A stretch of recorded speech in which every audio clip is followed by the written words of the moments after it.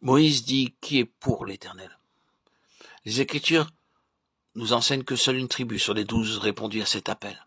Dieu savait, dans sa préscience, que cette tribu répondrait. Tout Israël a entendu l'appel et se trouvait face à sa responsabilité. Personne n'a été influencé, mais un 12e seulement s'est avancé, la tribu de Lévi. Quel fut le résultat pour cette tribu? Cette vieille histoire est belle à lire, mais aujourd'hui Dieu cherche aussi des Lévites comme peuple de Dieu. Nous devons être amenés sur une base céleste. Cela signifie que nous devons dépendre de la résurrection. Beaucoup de chrétiens le disent, et tous les croyants savent et croient que Jésus est ressuscité. Mais il faut que nous vivions dans la puissance de sa résurrection pour apporter une preuve évidente de cette résurrection. Si nous nous limitons au témoignage de la parole sans l'expérience, nous n'aurons rien prouvé au monde.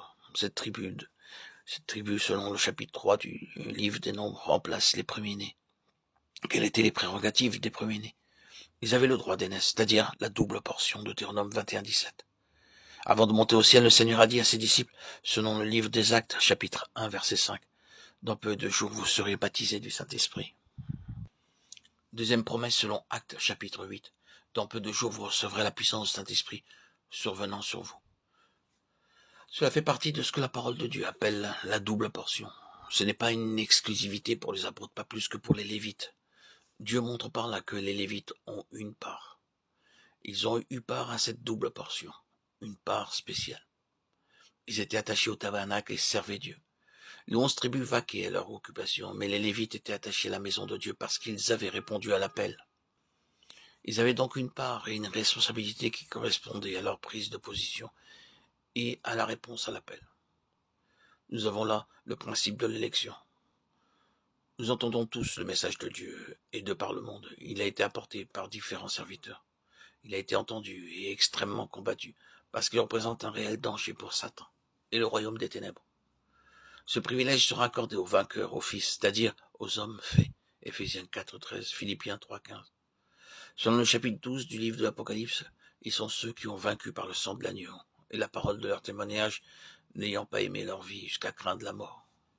Ces vainqueurs sont appelés aussi les prémices selon le chapitre 12 de l'Épître aux Hébreux. Il est question d'une seule et même chose. Il s'agit de l'Église, de ceux qui ont répondu à l'appel et qui sont décidés à aller jusqu'au bout. Ceux-là auront part à la première résurrection. Nous ne ressusciterons pas tous en même temps, car la première résurrection aura lieu lors de l'enlèvement. D'abord Christ comme prémisse, ensuite ceux que la parole appelle les vainqueurs.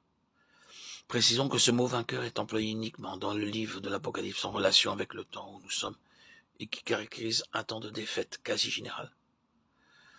C'est pourquoi ces vainqueurs, bien qu'individuels, ne peuvent vaincre seuls, parce que l'état de fils demande l'Église. C'est l'Église qui parvient à la maturité, à la pleine stature de Christ, et non pas chacun séparément. Nous ne pouvons y parvenir seuls, ni vous ni moi. Les efforts de l'ennemi se concentrent sur ceux qui veulent marcher. Après avoir répondu à l'appel du Seigneur, vous êtes placés sous son autorité, qui sera établie en vous en expérience. Quand vous répondez à l'appel, vous reconnaissez l'autorité du Seigneur. Dieu n'instaurera jamais en nous quelque chose que nous ne reconnaissons pas.